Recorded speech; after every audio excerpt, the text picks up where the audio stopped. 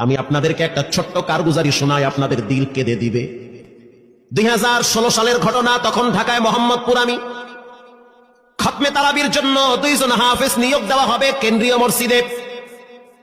অনেক হাফেজে কোরআনরা সিরিয়াল ধরেছে তারাবি পড়াবে। কার মনে না চায় এত বড় এক মসজিদে আমি যদি চান্স পাইতাম তো আমার কপালটা খুলে যেত। শুক্রবার দিন সবাই দরখাস্ত রাখলো, ইন্টারভিউ শুরু হয়ে গেল। পরের জুমায় অসংখ্য ছাত্রদেরকে দেখছি খতমে তারাবির জন্য ইন্টারভিউ সিরিয়াল দিয়েছে।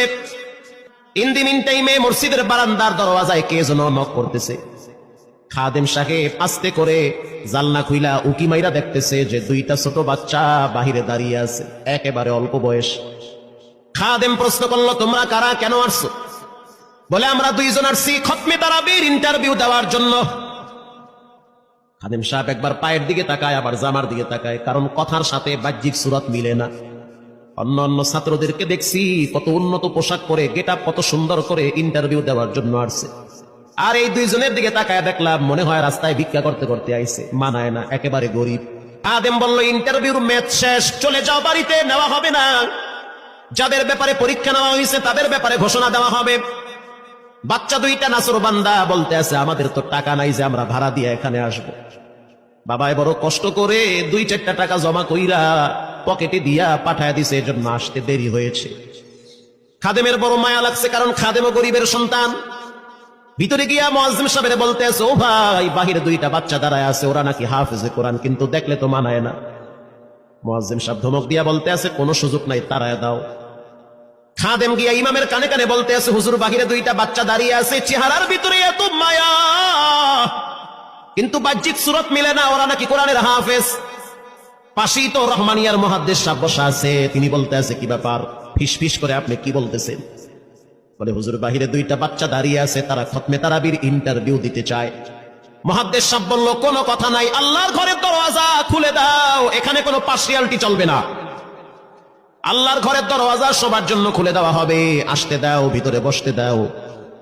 যদিও ওদেরকে দেখতে মানায় না, বংশগত তেমন মর্যাদা নাই, ভিতরে আল্লাহর কোরআন থাকার কারণে আমাদের উপরে ওয়াজিব হয়ে গেছে তাদেরকে সম্মান করা। এবার বাচ্চা 2টা বাহিরে উজুখানায় গিয়া সুন্দর করে উজু বানাইল।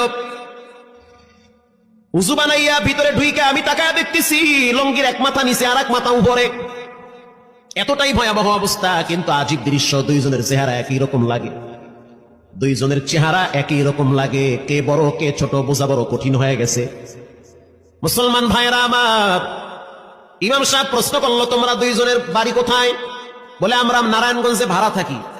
বাড়ি কোথায়? বলে, আমাদের বাড়ি কুড়িগ্রামে। কুড়িগ্রাম থেকে ঢাকায় কেমনে আসছো? বলে, বাবাই ঢাকায় নিয়ে আসছে। কয় মাসে কোরআন শরীফ খতম করেছো? বলে, আমরা 2 জনে 11 মাসে 30 পারা কোরআন খতম করেছি। ইমাম সাহেব একবার চেহারার দিকে তাকায়, আর একবার পায়ের দিকে তাকায়। স্থানীয় গণ্যমান্য অনেক ব্যক্তিরা তাকায় আছে এদের দিকে। ইমাম সাহেব বলতে আছে, বাবা, তারাবির ইন্টারভিউ শেষ হয়ে গেছে, বাড়ি চলে যাও। যেটা একটু দেখতে ছোট, ও চোখের পানি দেখলাম টিস্যু দিয়া মুছতেছে। কেন কাঁদতেছো? বলে, আমরা গরিব, তার জন্য মনে হয় আমাদেরকে তাড়ায়া দিতেছে। আমরা জানতাম না ইন্টারভিউ তাড়াতাড়ি শেষ হয়ে যাবে, আসতে দেরি হয়েছে, কারণ আমাদের তো ভাড়া টাকা ছিল না, বাবা কষ্ট করে কিছু টাকা দিয়েছে, সেটা দিয়ে এখানে আসছি। এবার মুহাদ্দিস সাহেব বলতে আছে, তাহলে একটা কাজ করো, তুমি কিছু তেলাওয়াত করে শোনাও। 2 জনেই উত্তর দিল যে, আমরা তেলাওয়াত করলে তো আর নিবেন না, আপনারা প্রশ্ন করেন, আমরা 2 জনে উত্তর দিব। আমি তো আশ্চর্য হয়ে গেলাম, জীবনে কত হাফেজ দেখছি, এরকম হাফেজ দেখি নাই। প্রশ্ন করবেন, আমি উত্তর দিব। বুঝতে পারলাম ভিতরের খবর কেউ না জানলেও একজন জানেন, তিনি হলেন কে? মুহাদ্দিস সাহেব বলতে আছে, বাবা, প্রশ্ন করব, ঠিক আছে, তোমাদের মন মতো একটু তেলাওয়াত করে শোনাও। তেলাওয়াত যদি মানসম্মত হয় তাহলে ইন্টারভিউ নিব, যদি না হয় তাহলে ছাঁটাই করে দিব। এবার ছোট যেটা সেটা তেলাওয়াত শুরু করলো সূরা তাহা থেকে।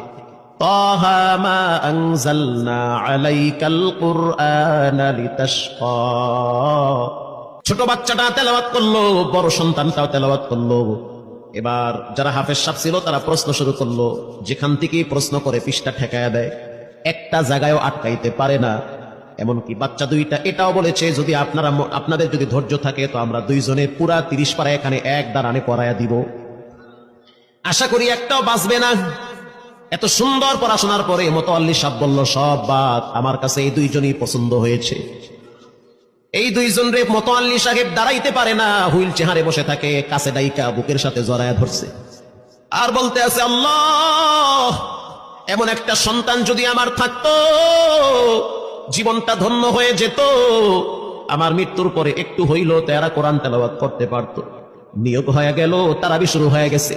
মোহাম্মদপুর থানায় গিয়া খবর নিয়ে দেখে অনেক পুলিশরা এই বাচ্চার পিছনে দাঁড়ায় দাঁড়ায় নামাজ পড়ে চোখের পানি ছেড়ে কেঁদেছে।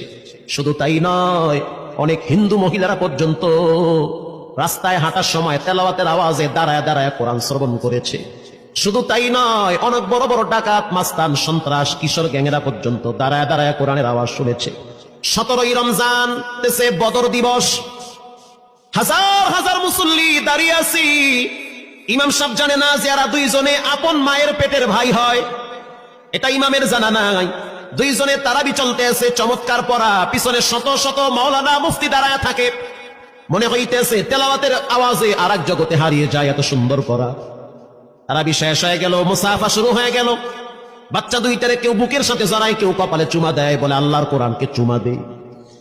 হাজার হাজার মানুষ যখন আস্তে আস্তে নামাজ শেষ করে চলে গেল, একেবারে মসজিদের পিছনে বারান্দার পরে আরো একটা বারান্দা থাকে, ওই বারান্দায় এক লোক বসে বসে গামছা দিয়া চোখের পানি মুছতেছে। কিছুক্ষণ পরে লোকটা দেওয়ালের সাথে কপালটা ঠেকায় দিয়া একেবারে অস্থির হয়ে গেল, মনে হচ্ছে তার ভিতরে কাঁপুনি শুরু হয়ে গেছে। কিছু মুসল্লি গিয়া প্রশ্ন করলো, কি হয়েছে আপনার? বলে আমার কিছুই হয় নাই। টাকা লাগবে? বলে না, টাকা লাগবে না। তাহলে আপনি কেন এখানে কাঁদতেছেন? বলে আমি এমনি কাঁদতেছি, এটা কষ্টের কান্না না, এটা খুশির কান্না। এটা কষ্টের কান্না না, এটা খুশির কান্না, আনন্দর কান্না। আল বুকা মিনাল ফারাহ, অতি সুখে মানুষ কখনো কখনো কেঁদে দেয়, চোখের পানি ছেড়ে দেয়। ইমাম সাহেব বলল, পিছনে কে? লোকটা তাকে সামনে নিয়ে আসে। এবার লোকটাকে যখন কিছুদূর সামনে আনা হইল, ওই বাচ্চা দুইটা মসজিদের ভিতর থেকে দৌড় মাইরা গিয়া বলতে আছে, এই লোকটা আমার আব্বা, ইনি আমার আব্বা হয়। ধমক দিবেন না, রাগ করবেন না, আমার আব্বা ঢাকা শহরে রিক্সা চালায়। রিক্সা চালায় চালায় আমাদের দুইটা ভাইরে কোরআনের হাফেজ বানাইছে। ইমাম সাহেব ধমক দিয়া বলতে আছে, আপনি কেন দেরি করলেন? আগে কেন আসলেন না? রিক্সাওয়ালা বলতে আছে, আমি যদি আগে আসতাম আর যদি পরিচয় দিতাম আমি রিক্সাওয়ালা, হয়তো আমার বাচ্চা দুইটারে মানুষ খোটা দিবে যে রিক্সাওয়ালার পোলা। এজন্য আমি আসি নাই, দূর থেকে নামাজে কোরআন তেলাওয়াত শুইলে আবার আস্তে করে দূরে চলে যাই। মাঝে মাঝে বাচ্চা দুইটার সাথে দূর থেকে আইসা দেখা করি।